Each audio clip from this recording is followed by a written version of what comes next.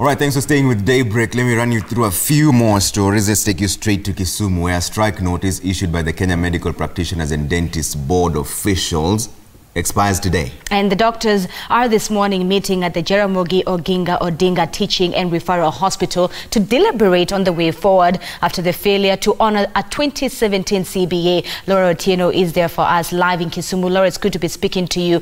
What impact, paint for me an image, a clear image of what impact this strike will have for Kisumu residents.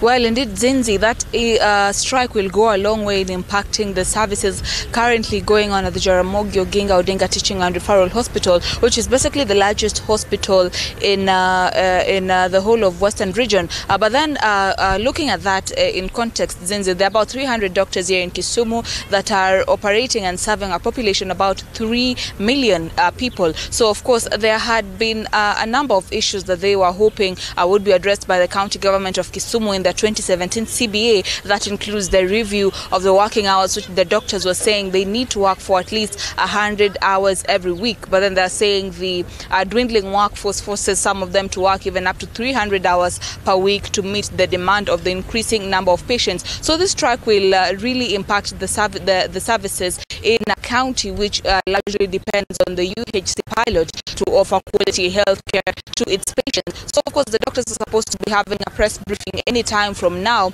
to share their irreducible minimums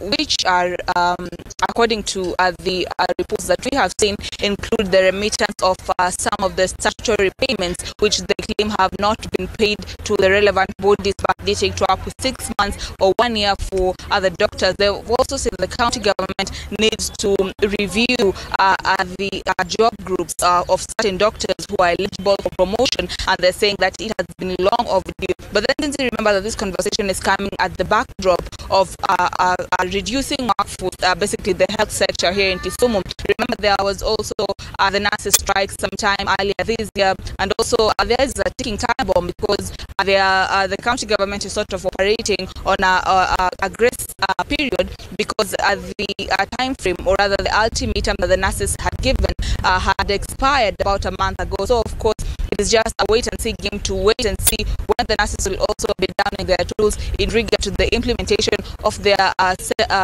collective bargaining agreement.